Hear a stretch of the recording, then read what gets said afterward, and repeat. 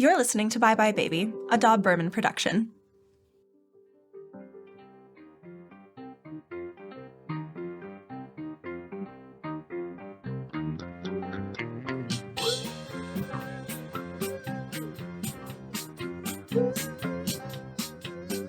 Hi everyone, and welcome back to another episode of Bye Bye Baby.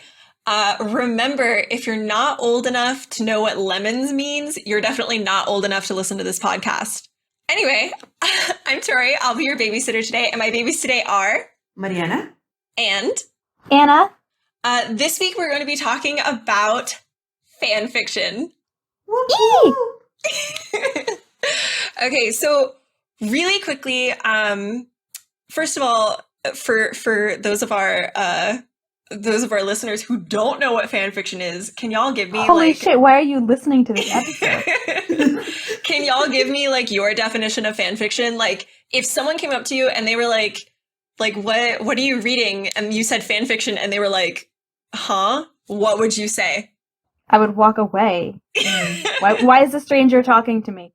No, I guess it's when someone takes an aspect of an existing published work and creates their own story based on it and then puts it on the internet for other nerds. For other nerds, or, I like that. I feel like published work kind of narrows it down a bit. Does it? Published work. But narrows it down a bit to, more books. At least that's what I thought of. But I mean, a published work is just anything that's that is online published. Yeah, that is true. So for anyone listening, I did my master's dissertation on fan fiction. So this is a passion for me. But because it's a passion, it means that I've seen the deepest, darkest depths of fan fiction. It is scary down there. There's Hermione and the Sorting Hat. There's Hermione and Dobby, a surprisingly popular pairing, which is terrifying. I was gonna say, did you see that TikTok that I sent you today about Hermione and Dobby? I'm trying to think of the worst pairing I ever saw, and it was definitely Violet. I have questions. Don't say that yet. Okay, all right, okay. So we've defined fan fiction. Really quickly, some people would kind of question why we're even covering fan fiction on a LGBT broadcast on an LGBT podcast. Broad. And to give a quick spiel, fan fiction is the most powerful avenue of expression, of creative expression and exploration for LGBT individuals. It's free, it is widespread because of the internet, and especially AO3, there's no gatekeeping involved. So literally anyone, regardless of your gender, of your sexual identity, of, the color of your skin, you can do whatever the fuck you want with fan fiction and explore yourself and your interests. So that's why we're covering fan fiction, because it is extremely important to our community. That kind of segues into one of my first questions. What are you guys reading right now? Fan fiction wise, what is on the tab that's open on your phone when you go to your internet? Okay, let me do it. Okay, I feel very called out. I'm excited. I have Survival is a Talent. I'm rereading that because a new chapter came out this week, and I'm up to the beginning of 6th year again. And I've been sending quotes to Max, and he's been reading them out loud to me, which British accent, so quality. Right. And I also have, in the second tab, I've been going through and reading Julie and the Phantoms fan fiction. And I have, The Confessions of a Disaster Hufflepuff. Oh. Which is one of the ones I was telling you about the other day, Tori, when they're working at the Wizarding World theme park in California. That is such a good fic. I'm excited. Do you only have 2 tabs open, Anna? Currently, yes, because I got caught up in all of the Julie and the Phantoms fan fiction last night, and I normally have about 6 of those open, but I finished them all. Gotcha. And yeah. Mariana. Oh wait, no, I have a third tab, which is from Anne with an E. Still need to finish that show. You need to watch more than one episode of it. Yeah, I know. Mariana, how many tabs open and what are you reading? So right now, I'm controlling myself and I only have 79 tabs open. Oh my god. Are you Max? Oh wait, that's where you get it from. And That checks out. but this is of course not counting the almost 600 bookmarks that I have on AO3 of to read works. I know I am the endless frustration of everyone because I just have so much to read at all times. I cannot. But what are you reading like right now? We know you have like, 1,000,001 tabs open, but what are you focused on? Right now, I can say, so like my last two reads that I would recommend are still ongoing, which I know don't even get me started on me still reading ongoing fics, but they're just by amazing authors that I love. We're both still stuck on Survival as a Talent. Yeah, we feel. That's going to take years to finish. Oh, yeah. And I'm going to love every second of it. So the first one is Lately I Don't Feel Like Myself, if I'm not mistaken, by Sirius Piggy Black and Veteran Klaus. It is obviously a the Umbrella Academy 11 minutes and 50 seconds, and then the name Klaus appears. That's a recording, I'm not an surprised episode. she lasted 10 minutes. Right. Yeah, I think it's because I started recording after we talked about the last episode, and she talked about mentioning Klaus then. Yeah. So, and this is a whole rewrite of season 2, but of the Umbrella Academy. There we go. But peak angst. So yeah, Mariana likes Wump. She is the wumpiest. I am the wumpiest. Oh my god. We'll probably get into what that is in a little bit. I don't know if our listeners know what that is. So me, at the moment, I have, let's see, 40. No, I'm up to 45. God, I would be so stressed out if I was either of you. I can have so many YouTube tabs open for various, whatever. I can't have more than, 6 fanfiction tabs open at the same time. It's like reading too many books at once. I get a headache. Oh, no, I can't do it on the computer. If I have too many tabs open on my computer, it stresses me out. But on my phone, I'm like, am I in the mood for Hobbit and I'm currently reading a Marvel fic? Fuck that. And I just open a new tab. I'm all over the place with that kind of shit. That's fair. You can really pare it down and get exactly the right wine and food cheese pairing that you want. Exactly. Can I just quickly mention the second fic? Oh yes, so of course. Just so that people don't think I'm just retort reporting, nothing else. I mean.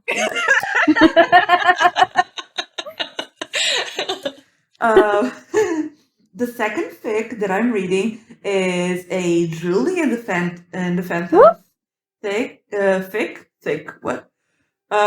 Fig. And it is a Willex fanfic. Hell yes. Although there's also Juke mentioned. Hell yes. Obviously. And it's a alternate universe. Is this the Date Me to Scare Them? Yes. I've been that's on my list of things to read next. And it's so good. It just ended. Yeah. I think the epilogue is the only thing that needs to be published.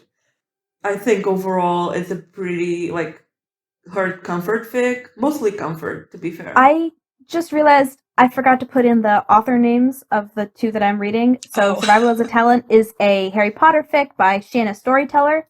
Bless. And Confessions of a Disaster Hufflepuff is Julian the Phantom's fic by Pearl Caddy, and everyone should read everything Pearl Caddy has ever written ever. I feel like I've read that name before. It's because I sent it to you 2 days ago. Yeah, that makes sense. Okay, hang on just a second so I know the name of the person who published. As she scrolls through her million tabs. No, it's not tabs. I'm I'm scrolling through my deleted emails because I get the notifications. Pearl Caddy wrote another Juke fanfic, because I'm Juke trash, apparently. I like the pining. Pining is good. But the character went to Sterling. The Julie and the Phantoms were in Sterling. I mean, the fic is not in the real thing. But they were like, oh, we'll go to a local pub while we're stopping off in Sterling on our journey through Scotland. And I was like, what pub? Oh my god, it's got to be the one on Baker Street. It's got to be number 2 Baker Street. Where else? Or maybe the Kilted. Or Spoons. But it was like midday. It would not have gone to Spoons. The name of the person who posts "piss off your parents, date me to scare them" the name is Brittany. Oh, okay. So yeah, I've got like 45 tabs open, which is actually kind of a lot for me. I usually try to stick to like about 30 or less. Anna's trying to contain herself. Oh no, that was a burp. Oh. Your burps seem you're like not judgment. Your burps sound like your burps feel like judgment. Stop feeling up my burps. Oh, Tori just burped in my face the other day as well. I did. You are so cute. Accident. Who raised you? I was literally going through my bag, and then I turned to talk to her, and she looked at me, and then it appeared, and I was like, it's like, oh my god. Okay. Literally, my reaction was the most sub thing ever. I just said, thank you for burping in my face. I don't need to know these things about you. There are no You're tops my daughters in this chat. There are no tops in this chat. Welcome to the Topless Bar. Another good quote. Welcome to the bottom. Welcome to the subs episode. This isn't even the kink episode, guys. Calm yourself. Okay. Oh my god. I'm so sorry. Does this mean this whole channel is a subspace? Hey. I'm sticking with Topless Bar. I Topless like Bar is that. also good. It gives it more agency. Subspace is like chill. We're not chill. Mm-hmm. Topless Bar has like people dancing on tables, and it's kind of weird. Y'all, We could I am record And this alcohol. episode ready to. We could record topless. I love you. I mean,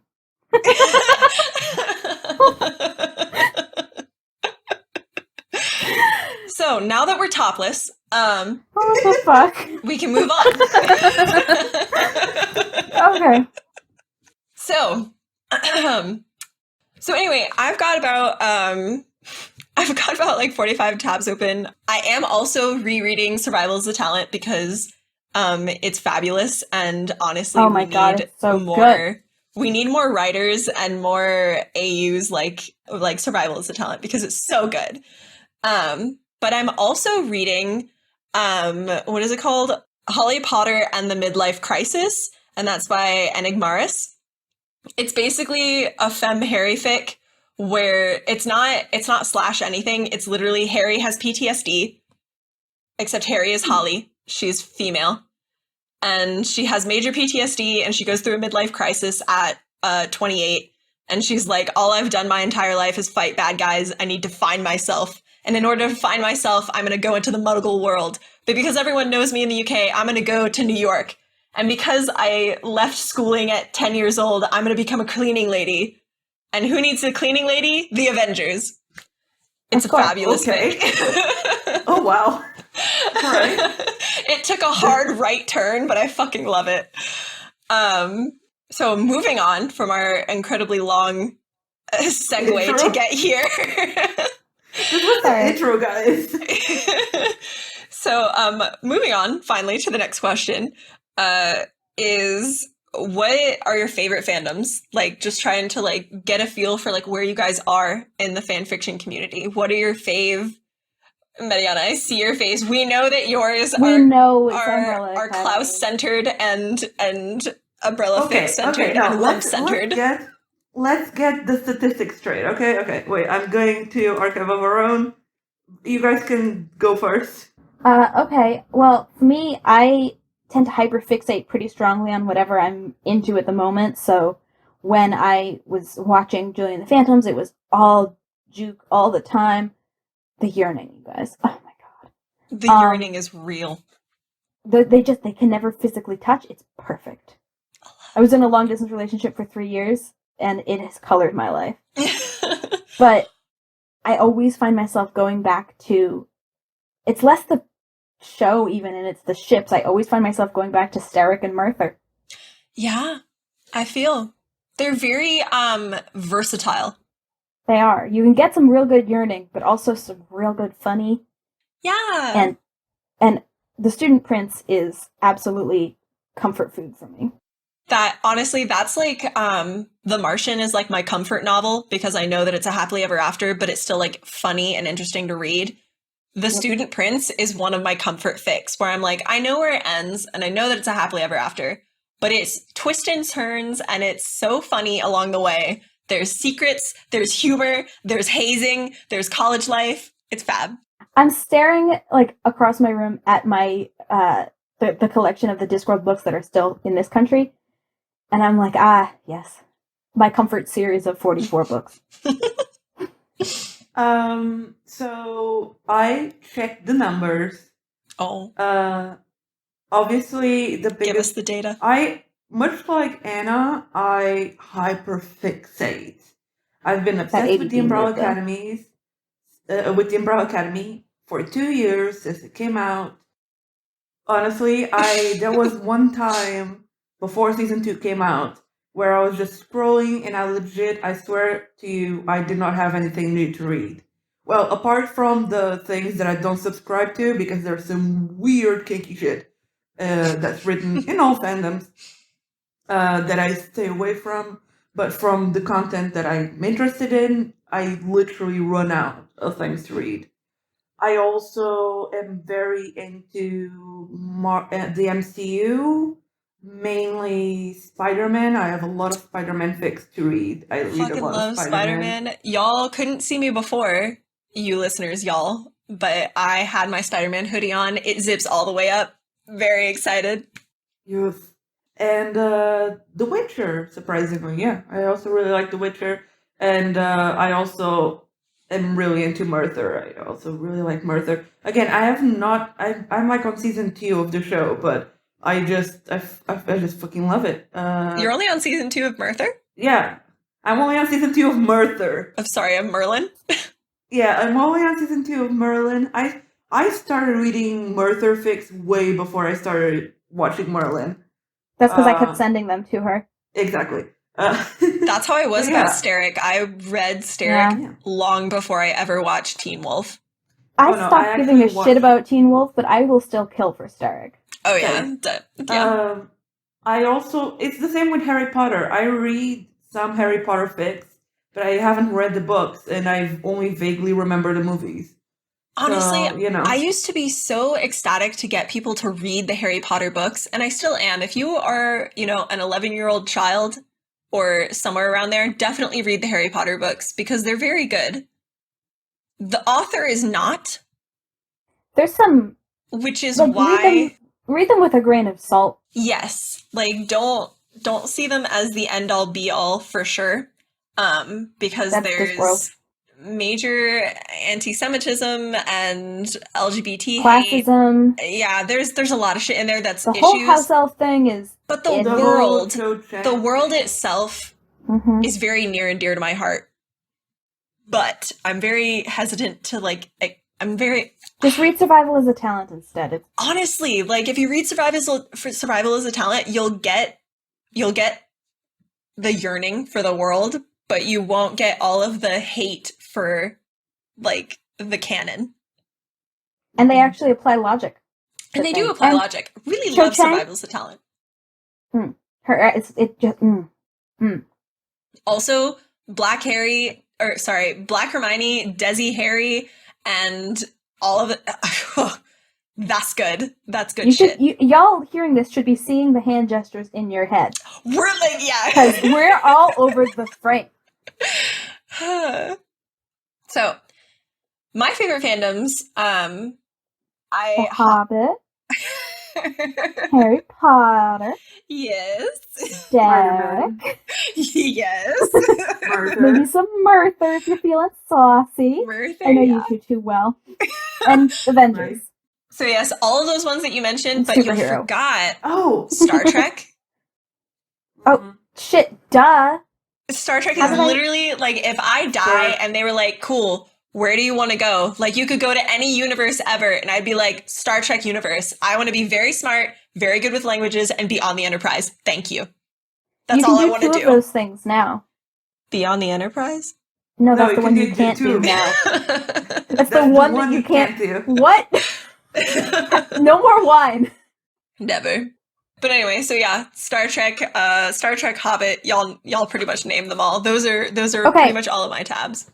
I just want to make a point to say that from my fanfiction reading experience, sometimes it's like sweet, sweet jazz. It's in the fandoms you don't read. Yeah. The ones that are good enough that you don't need fanfiction, and no fanfiction will ever stand up to them. Mm-hmm. Sweet, sweet jazz. Oh yeah. You know exactly. Would you read We Free Men fanfic, Mariana? Oh no. Discworld also doesn't need fanfic. It is fanfic of itself. I would read fanfiction of one Discworld book. Mm-hmm. Monsters Regiment, because the lesbians are there and they're lesbians, but they don't get enough time. Oh, I see. I would not read Discworld. Actually, a lot of books I wouldn't read fanfiction of. I don't know what it is with books versus shows. I feel like books have more space for things to develop because there's not like such a strict. I also feel like if I'm reading fanfiction of a book, I'm like, I already read the book. I've already done the reading. Yes. I feel like with a book, they're less dependent on like episode by episode, catering to. Right. They're less catering to an audience because they've already written the whole fucking book. So like if you like that book, the next book is just going to come out. You're not going to get a chapter by chapter like, oh, our ratings are up for this chapter but lower for the other one. So we know what they like and we know what they don't like. It's just, you liked my last book? Cool. I'm going to put like all this other shit in this next book. So the only books that I really... and the Orange Tree. Sorry. The Priory of the Orange Tree is a book that I would never, ever, ever read fanfiction of. It is such a good book. It's 848 pages. Oh, man. It is massive. It has lesbians. It has gays. It has lesbians. It has dragons. It has magic. Yeah. It has a whole world beautifully developed, character development spewing out of these pages. And it's just so perfect. You should never say spewing again, but I agree. Yes, sorry. But it is so well encompassed. Like, you feel like it's a universe when you hold that book, and it doesn't need anything added to it or anything removed. It's just perfect. It just exists. Honestly, the only book that I think I really have ever read fanfiction of intensively has been the Harry Potter series, because there's so much missing. Yeah. I don't think I ever read Twilight fanfiction either. I wrote it, but not really, but I never read it. Out of curiosity, where do you guys read it? AO3? Like, is that... Oh. Of course, we're not savages. Yeah. Sorry. What do you think I'm going to go? Wattpad? Please, I'm not in middle school.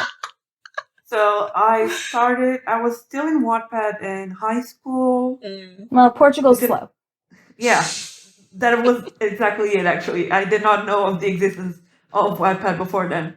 I started Wattpad in high school, and then slowly, I think I might have dabbled a little bit on fanfiction.net, but I have really bad eyesight, and like the whole... is fanfiction.net is just not done up well. It's impossible to navigate. The UI is bad.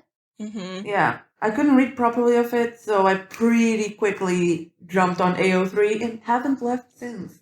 Yeah. Mm-mm. So anyway, I wanted to ask you guys, okay, well, first of all, why do you read fanfiction? Like, what drives you to be like, oh, I really like this show, I'm gonna go see what's on fanfic? Like, I mean, I really like this show, I want more of it. I really like this show, but this needs to be fixed. I really like this show, but hey, how come no one is paying attention to this one thing? Or, I really hate this show, let's see if we could do better. So love and spite, okay. Those are my only two motivators for anything. Who are you talking to? Mariana?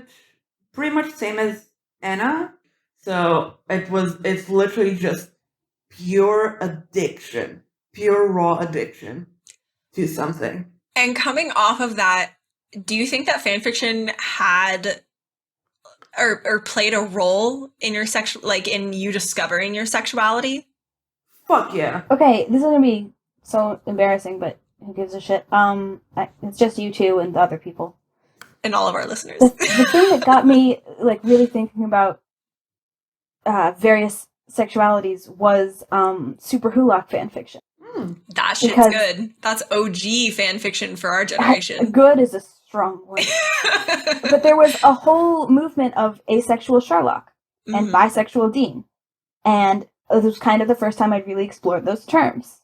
Because they don't teach you that in health class. It's true. Well, in Portugal, we don't have health class. We learn it through the internet. The best place to learn your sex education, of course. Right? So she says with all sarcasm, please do not learn your sex education on the internet. I mean, although it doesn't. The internet is a great resource. Shouldn't be your only resource. I should say, don't believe everything you read on the internet when learning about sex education. Because the American education system, when it comes to sex ed, is woefully inadequate. So I agree. Apparently Portuguese. Yeah. Most countries, I believe. Anyways, fanfiction. I don't know. I think it was a combination. It definitely helped. I don't think it was a super deciding factor, but it helped. I was in high school. Loads of my friends were bi. That should have been the first time. And generally LGBTQ.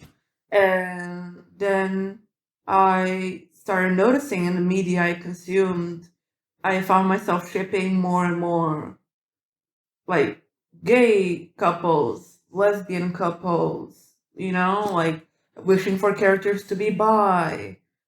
And you don't have to wish, everyone is. And then honestly, I feel like most people have or are a little bit bisexual or a little bit bi-curious. I mean, how can you not appreciate both men and women? I don't know. Or anything in between I feel or outside. This is not the right room in which to ask that question. None of us know. Right. Yeah. I just can't imagine my life not being attracted to a whole gender. It's really weird. It does kind of seem like you're narrowing your choices down. It seems limiting. It's for sure. Do you like milk or cereal? Yeah. I like milk on my cereal. ¿Por qué no los dos? Exactamente. Exactly. So, yeah, so I just, started shipping more LGBTQ couples. Yeah, and then I just was like, oh, am I reflecting myself of this? So, yeah, that's kind of how I got there. So, and the answer is yes? Yeah, I was going to say, I totally agree. Like I said, my sister showed me Steric for the first time when I was 14. And the monster she unleashed. And that was my intro into fan fiction. Definitely, I feel like Steric was the first time that I had actually encountered a bisexual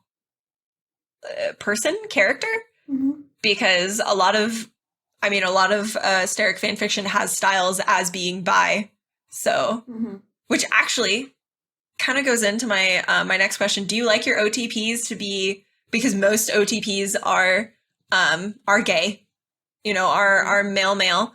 Do you like your OTPs to be a homosexual and a homosexual, or a your main character be a bisexual and a homosexual? Do you like to, embrace the canon and say, yes, they've had heterosexual relationships, so they are bisexual? Or do you say, no, they're gay? I'm going back through my favorite OTPs, and I never put much thought into this or sought it out, but yeah, there's always a bi one. Yeah. There's always a bi one. There's always a bi one. Take this to heart, Or everyone. pan, There's always a bi one. Or whatever. There's always a multi-attracted one. So this is really easy for me because Klaus is canonically pansexual. Very easy, yeah. So, is there something more broader than pansexual? I feel like no. Omnisexual? No, like I mean like just every. Not any, every. Omni. I guess that is omnisexual, but my understanding of bisexual versus pan versus omni is bisexual can mean everything, but you are still, like, their gender plays a part in it. Like, I am attracted to, Maddie. Ruby Rose because she is a female. Like, You have a type. I do have a type. I have a very specific type. Huh. But, like, do you know what I mean? I think, don't we have another episode about this? I feel like we do. I feel like we've discussed this before. We have an episode called Bisexual versus Pansexual in Under Labels. Yes. Okay. I'm anyway, that title still. but y'all usually have like a bisexual in your OTP. Yeah, it's really easy for me, like I was saying, because Klaus is canonically pansexual, and that just makes it a lot easier. There are some people, because Klaus being pan wasn't specifically stated in canon, it was mentioned by the producers and the actor, so some people don't know, and since he's only portrayed in the show for season 1, he was only portrayed as having relationships with men. A lot of people had canoned him as gay, which personally just like myself a little bit. Not obviously it's a personal choice, but it's just I am so proud of being bisexual, pansexual in that realm. It felt kind of like they were erasing his identity a bit. So I would say I like having the representation, and I like the variety that comes with it. So here's a question then. I mean, I feel like, okay, so when we come across, a straight character, and they have such good chemistry in the show with another character who is also straight, and we change their sexualities to bi or gay or, anything on the spectrum. Do y'all feel like that is different from taking like a gay character and saying, or taking a gay or a pan or, an LGBT character and changing their sexuality to something else? So, yes and no.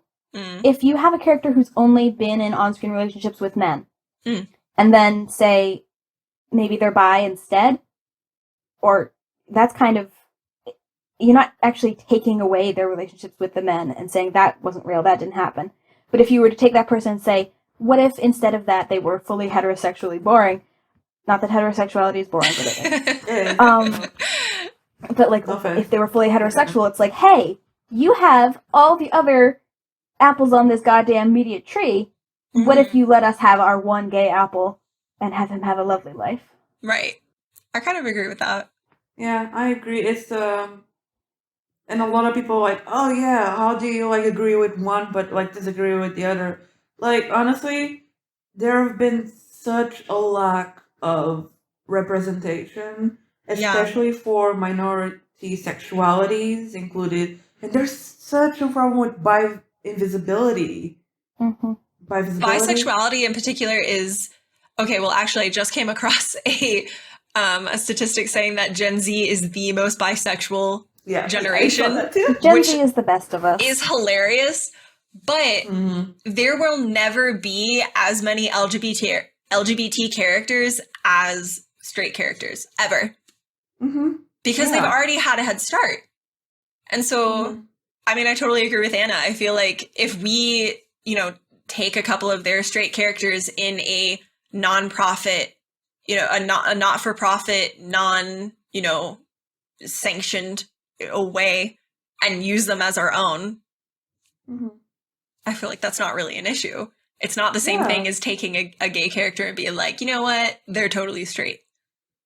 I had another thought, which is that a gay character, I mean, there's this dumb and fucked up, but existing societal perception that straight is the default and everyone starts out straight and then comes out as gay. Right. Mm-hmm.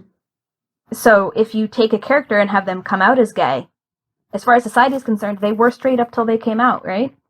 That's true. Yeah. So it could just be like the TV show cut off before they figured it out, like a day before. The next day, It's the day all after the about finale, they perception. woke up and they were like, I've done some self-reflecting. Like, no I've kidding. slept on it, and I think I am I've one slept of the on and with homosexuals.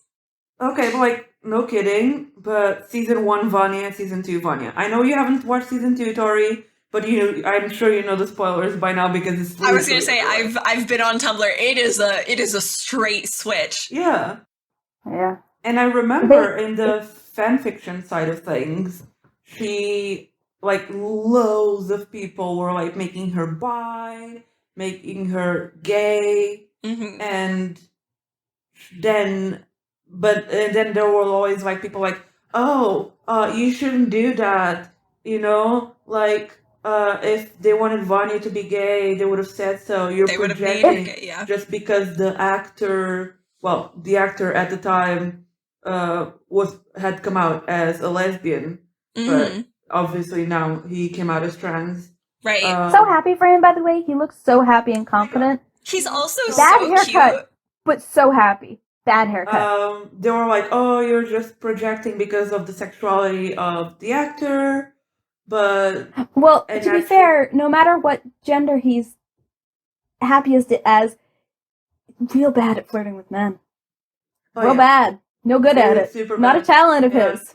Yeah. So everyone was like, just let Vanya be straight. Vanya is straight. And then season 2 came out and we were like, bitch, we knew. We were just writing this fanfiction like in preparation. So, do I get to tell my horror story about what's the worst ship I've ever seen? Actually, yes. So, what's your least/most unproblematic OTP?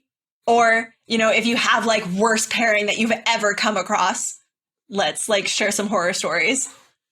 I have 2 horror stories, and y'all know it's me, so they're going to be crazy. The first one is just the worst ship I've seen, and I only dipped my very little tiniest toe in there, because I know that there are horrors in the deeps. Mm-hmm. But I was looking for a fix-it fic for something in the A Series of Unfortunate Events after the TV show came out. Oh, and apparently some people ship various of the children with Count Olaf. Oh yeah, I was gonna say I feel this is going toward the Olaf. And it was uncomfortable. It's so. I did read freaky. one just because I had to know, but it was uncomfortable. Can I just add the one I was gonna mention is in the exact same vein of that, and it's shipping the Hargreaves children as children with Reginald Hargreaves. It's crazy shit. Gross. Crazy shit. No. Just all agree as a species to not do that shit. to just no. just don't. My other one is just that I was a big old weeb in the year of our Lord 2009, 2008. Oh God, was that even a year? Yes. You 2 were in kindergarten or whatever, but I was in middle school. 2009, I was... Well, excuse me. I was in middle school too. I was in 2009, I actually had just gone into high school. Oh, well.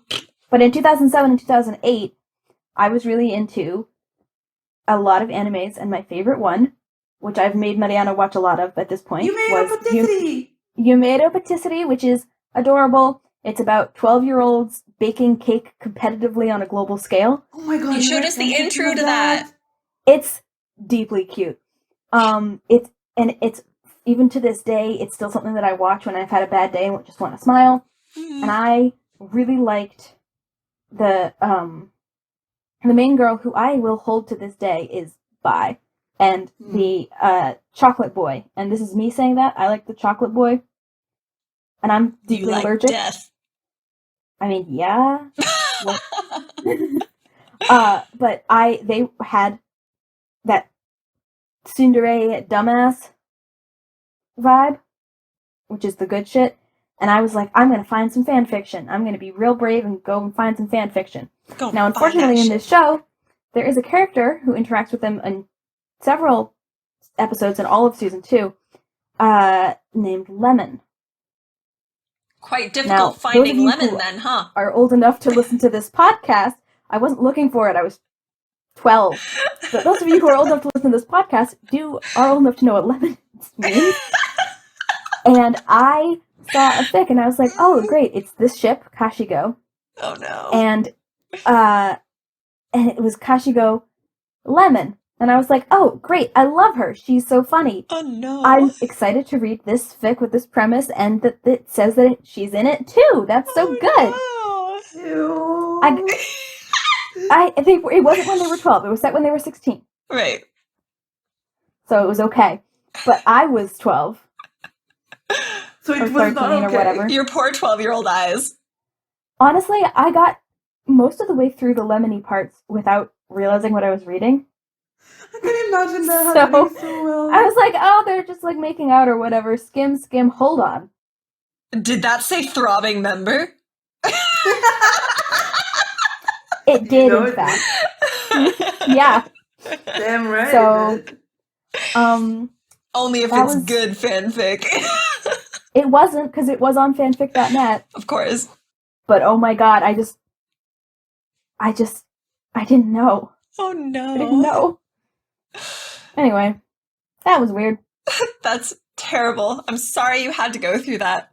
It's pretty freaking funny, though. In, as a show of camaraderie, Mariana, do you have any horror stories or any unproblematic or very problematic OTPs or fics that you like stand out in your memory?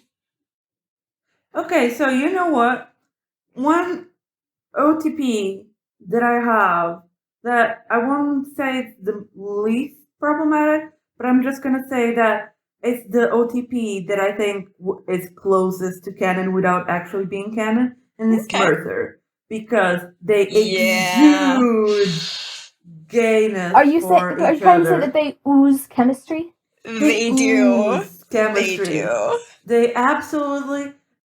Honestly, it is such a joy to read fics about them because it's just seeing this very obvious. Because you know how sometimes when you do play a little bit with sexualities that aren't canon in fics, some characters can come up a bit out of character. OOC, yeah. But there's no such thing with Merlin. No one's ever been in character the whole time. Mercer it's exactly how they are. That whole vibe that you're getting from Merlin, where you're just like kind of not surprised about them being gay because of how gay they act in the show. I mean, magic is a very thinly veiled metaphor for real. But there are only 3 movies/shows that I've ever said that about. One of them is Merlin, for sure. The next one is Hawaii Five-0. Have y'all seen Danny and Steve McGarrett and Danny Williams? That is some serious chemistry going on. Literally, the entire show is them bickering like a married couple. Aww. They're literally married. That's literally the entire show. The last one is Raya and the Last Dragon. If you do not get gay vibes off of that movie, you're not watching the movie correctly, because there are serious gay vibes in that. I haven't watched it yet. If you spoil it, I will end you. I promise I brought you into this world and I will take you out. But watch out. Watch out for those gay vibes, because they're there and they will punch you in the face. They are so strong. Damn. Like, as strong as Merlin's strong. That. But instead of like, like best friends kind of vibe, it's like enemies to lovers kind of vibe. I have discovered a deep weakness for enemies with benefits to friends to lovers. Oh, it is good. That is some pure uncut shit. Oh, that's good. So anyway, Mariana has told us your mostly unproblematic OTP, which is Merther. Anna. I mean, if we're talking fic, it has got to be the Wizarding World series by Pearl Caddy. I know I've plugged them multiple times, but is it just pure fluff? No, it's not. Even you all know me. There is pining. which is the closest I'll get to eggs. Oh god, the fucking AU. Ugh. And so that's your unproblematic. That's my unproblematic fic, my unproblematic ship. I mean, it probably would be Merthyr. Yeah. For the same reasons. Pac Mom Styles is pretty cute. Pac Mom Styles is a very, very fluffy trope, and I love that one. It's very pure. It's to found family because I feel like that's why I really love that a lot. So yeah, honestly, Merthyr is a very good unproblematic fic. Mm-hmm. My unproblematic ship would be McDano, the Danny and Steve, but that's just because they're honestly like, there's no issues between them. All of the issues that they face in the show are like external. So that's because crimes. Because crimes. So all of the fan fiction, honestly, the most problematic fan fiction that they have is when they're just like, oh no, he's from the military, so he's probably really homophobic. And Steve is over here wearing like an I am gay t-shirt, and Danny's like, oh no. Is there anything else that you're just like, you're dying for our readers to go and, or readers, that you're dying for our listeners to go and read before we close up? Way too many to state. If anyone wants personal fan fiction recommendations from me, specifically Umbrella Academy, I'd say hit me up on our email, byebyebabypodcast@gmail.com. I will give you some personalized recommendations. If you reach out to us on like social media or anything, Mariana will recommend you some real good wump. I'll give you all the fluff you need. Tori? Yes? Specialties? Oh, do I have any specialties? I mean, Polly, basically. Tori's too bi for specialties. She's like the overall library. Me and Anna are like the curation, like the specific type fics. Curation adds value. Curation adds value. Okay. Tori is just like the wide library because she just can recommend anything. If I had a curation, it would be polyfics because there aren't enough of them. Also, we did not mention what WUMP is. Oh. Yeah, what is it? Because I know what it is, but I don't know why it's called that. The Urban Dictionary, super reliable source, defines WUMP as taking a character and putting them through physical and or mental torment, and is typically followed by the same character being treated for their traumas. It also originated in the Stargate fandom. Interesting. I always love hearing where terms originate from fandom-wise. Right. I think it's so cool. Okay, so to wrap things up, we've kind of rambled a lot about fan fiction, but hopefully you found this interesting. Thank you all for listening. If you haven't already, please follow us on Instagram, Twitter, Tumblr, and TikTok at Bye Bye Baby Podcast. And also, don't forget to take this week's quiz to find out which AU you are. Personally, I think I identify as like, I want to say like, everybody lives, nobody dies AU. I want that happy shit. What about y'all? I think based on my recent acquisition of a spouse, I think I must fall into the soulmate AU now. Aww. And Mariana? That's the WUMP AU. The AU where everyone gets wumped in the ass. So yes, don't forget to take this week's quiz and share your results with us. We are ecstatic. We are so excited to hear what kind of AU you are.